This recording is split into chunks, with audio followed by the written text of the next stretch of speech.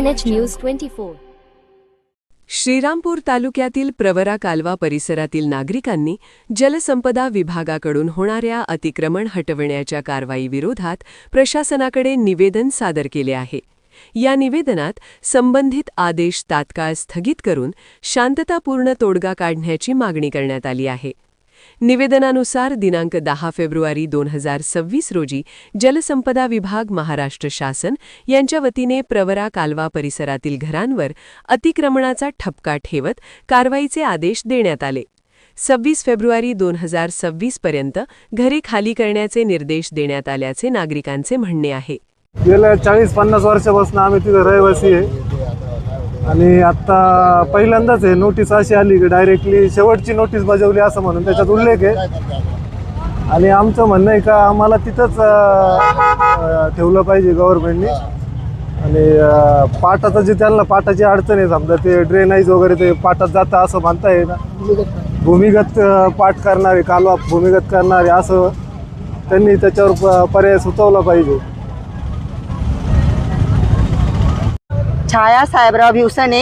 आज या ठिकाणी जे आंदोलन चालू आहे ते कशासाठी चालू आहे, काय जे आम्हाला 50 वर्ष झाले या जागेला, आमची तिसरी पिढी आहे। आमचे नातू 12वीला आहे, पेपर चालू आहे आणि ह्या लोकांनी आम्हाला नोटीस दिली तर आम्हाला जेवण गोड लागाना, आम्हाला झोपा येईना, आम्हाला खूप त्रास होऊ राहिला। त्याच्यामुळे आम्ही हे उपोषणाला बसलेलो आहे। आम्हाला ह्या सरकारने आमची नोंद घ्यावी आणि नम्र विनंती करून सांगते मी का आमचे घर आम्हाला मिळालेच पाहिजेत। काय झालं पाहिजे असं आपल्याला वाटतं? आमचे घर आम्हाला मिळालेच पाहिजेत। आम्ही कुठेही जाऊ शकणार नाही। आम्हाला 40 ते 50 वर्षे झालेले आहे।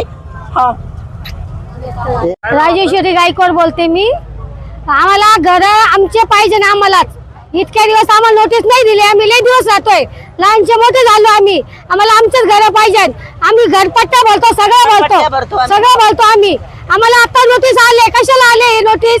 याच्या आधीच यायचं ना, मतदानच्या आधी यायचं ना, आम्ही मतदानचं पाहिलं असतं, दिले बी नसते ना ते। आता नोटीस आले, घर भरवून घेतले, आमचे पैसे भरले आम्ही आता 40-40 हजार। आम्ही पहिल्यापासून जातो, लहानचं मोठं झालंय, आम्हाला हेच घर पाहिजे, आम्हाला कुठं जायचं नाही, बस एवढंच मागणं आहे आमचं। मी सुमित्रा जाधव बोलते। आम्ही आज ह्या जागेवर 50 वर्ष झालं राहतोय आणि आमच्यावर हा अन्याय होतोय। गोरगरीब लोक रोजची रोटी कमवून खाणारे कुठे जाणारे साहेब? तुम्ही आम्हाला घराला घर द्या किंवा त्याच जागेवर आम्हाला घरकुल करून द्या, व्यवस्थित करून द्या की आमचं जीवन सुरक्षित राहील। आणि एखाद्या छोट्याशा चिमणीचं घरटं मोडू नका तुमच्या स्वार्थासाठी। आमच्याकडे तुम्ही पाया पडत जोडून येता मतदानाच्या वेळेस, तेव्हा आम्ही पण तुमचा विचार करतो आणि तुम्हाला निवडून देतो, पण तुम्ही आम्हाला विसरून जाता। जेव्हा निवडून येता तेव्हा विसरू नका आम्हाला घराला घर पाहिजे। शकत नाही आम्ही आहे त्या जागेवर राहणार आहे। आम्ही किल्ली घेतल्याशिवाय घर सोडणार नाही। आम्ही आमच्या हातात चावी द्यायची तर घर सोडू आम्ही भाडं भरायला आमच्यात ऐपत नाही। भाडं कुठं भरणार आम्ही?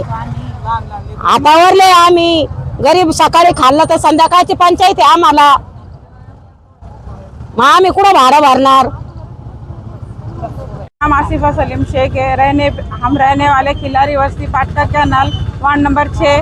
हमारे को 8 दिन पहले नोटिस आई और हमको बोले कि तुमको 26 तारीख को तुम घर खाली कर दो, अगर नहीं करे तो 27 तारीख को हम कार्रवाई करके बुलडोजर लगा देंगे।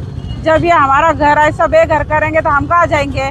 मतदान के टाइम आते हमसे मतदान मांगते, ये करते, और अभी कोई भी हमारे तरफ आया नहीं, किसी ने कुछ बोला नहीं। और हमको बोल रहे तुम पाट के ऊपर रहते हैं, तुम्हारा घर तो 100% जाएगा, 101% जाएगा। तो हमारा घर पाट पे है, हम पाट पे रहते, तो इससे पहले फिर हम लोग को बैठन ही नहीं देना था ना, तब कहाँ गए थे? तब क्यों हमको बैठन दिया? हम 50 साल से वहाँ रह रहे, पानी पट्टी दे रहे, घर पट्टी भर रहे, फिर अभी हमारे को क्यों उठा रहे? तो उठाने का है उनको तो हमारी सोय करो, नहीं तो हमारी जो जहाँ हम रहते हमको वही रहने दो, हम वहाँ से हलने वाले नहीं है। मी नगरपालिका हद्दीत राहते। 45 वर्षापासून आम्ही नगरपालिका हद्दीत राहतो आणि आमच्याकडं म्हणजे उतारा सुद्धा आहे, आमची मालकीची जागा आहे। पण पाटबंधारे खात्याने आम्हाला 8 दिवसापूर्वी नोटीस दिला आणि ती जागा खाली करायला लावली। अक्षरशः पाहताना आम्ही घरपट्टी किंवा नळपट्टी नगरपालिकेला भरतो, पण आम्हाला पाटबंधारे खात्याने ती जागा खाली करायला लावली. तुमच्याकडे उतारा आहे, तुम्ही त्यांना दाखवला का? हो, दाखवला. काय म्हणणं आलं त्यांचं? त्यांचं म्हणणं आलं का ह्या ब्रिटिश काळापासून ह्या जागा म्हणजे आमच्या आहे, पण आता ब्रिटिशाचा काळ निघून भरपूर वर्ष गेले. त्याच्यानंतर जेव्हा आम्ही तिथं पुनर्वसन केलं तेव्हा यांनी आम्ही घरं बांधायला परमिशन द्यायला नव्हते पाहिजे.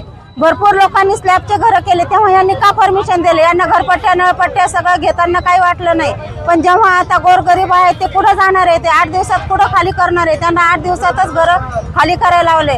आता 10वी 12वीचे पेपर चालू आहे, रमजानचा महिना चालू आहे, ह्या लोकांनी कुठं जायचं? आणि स्वतः माझ्या घरात 4 पेशंट आहे आणि एकच जण काम करणार आहे. आम्ही काय करायचं, काय खायचं, कुठं जायचं? आता आमच्या पुढं काहीच मार्ग राहिलेला नाही. सरकारला आमची एवढीच विनवणी आहे की जे आमचे हक्काचे घर आहे ते घर फक्त आम्हाला राहू द्या. जय भीम, जय शिवराय, जय संविधान, जय महाराष्ट्र. आजपर्यंत साहेब आपण फक्त हिंदी पिक्चर सिनेमामध्ये अशी स्टोरी बघितली असेल का बा घरं खाली करायचे आणि तिथं काहीतरी कमर्शियल बांधायचं. ही अशी परिस्थिती सध्या श्रीरामपूरमध्ये जोर धरती. आम्ही गेले 40 वर्षापासून तिथं राहणारे नागरिक अचानकपणे आम्हाला नोटिसा दिल्या जातात घरं खाली करा. आणि या बाबतीमध्ये तिथं कुठलाही स्थानिक नेता पुढारी आम्ही निवडून दिलेले लोकप्रतिनिधी कोणी पण असू दे, ज्या आत्तापर्यंत आमच्यापर्यंत कोणी आलं नाही. आता आम्हाला काल सोशल मीडियाच्या माध्यमातून कळलं का आम्ही आमच्या नामदार साहेबांना भेटलो, स्थगिती आणली आहे, पण आम्हाला लेखी ते मिळालं पाहिजे. आणि आम्हाला आमचे जे हक्काचे घरं आहे तिथून आम्हाला बेदखल करू नका. लोक म्हणतात तुमचं ड्रेनेजचं पाणी काही जणांचं त्याचा तो प्रॉब्लेम आहे, पण आता जर बंदिस्तच कॅनल करणार असेल तर तो सुद्धा मुद्दा राहणार नाही आहे. तर पालकमंत्री साहेबांनी याची काळजी घेतली पाहिजे, लोकांना बेघर होऊ दिलं नाही पाहिजे. आणि दुसरी गोष्ट, नांदेडच्या एका प्रचार सभेमध्ये माननीय फडणवीस साहेबांनी एक मुद्दा मांडला का तुम्हाला ज्या ठिकाणी तुम्ही 20 वर्षापासूनपेक्षा जास्त राहता त्याच ठिकाणी आम्ही तुम्हाला जागा द्यायची आमची भूमिका आहे. तर माझा असा प्रश्न आहे शासनाला का जर नांदेड महाराष्ट्रामध्ये तर आपलं श्रीरामपूर का महाराष्ट्राच्या बाहेर आहे का? तर तोच नियम आम्हालाही लागू करावा. आम्हाला देखील तिथं सगळ्या सोयीसुविधा द्याव्या, आम्हाला कर्ज उपलब्ध होईल त्यासाठी 7/12चा उतारा देण्यात यावा, ही आमची मुख्यमंत्र्यांकडे मागणी आहे आणि त्यांनी त्याचा गांभीर्याने विचार केला पाहिजे. या परिसरात सुमारे 180हून अधिक गोरगरीब वंचित कुटुंबे वास्तव्यास असून गेल्या अनेक वर्षांपासून तेथे स्थायिक आहेत. अनेक कुटुंबांचा उदरनिर्वाह, मुलांचे शिक्षण आणि दैनंदिन जीवन या परिसरावर अवलंबून असल्याने अचानक कारवाई झाल्यास शेकडो नागरिक बेघर होण्याची भीती व्यक्त करण्यात आली आहे. नागरिकांनी प्रशासनाला मानवतावादी दृष्टिकोन ठेवून पर्यायी जागेची व्यवस्था करावी, तसेच कोणतीही कारवाई करण्यापूर्वी सविस्तर सुनावणी घ्यावी अशी मागणी केली आहे. संबंधित प्रकरणात योग्य तो निर्णय न झाल्यास पुढील आंदोलनाचा इशाराही देण्यात आला आहे.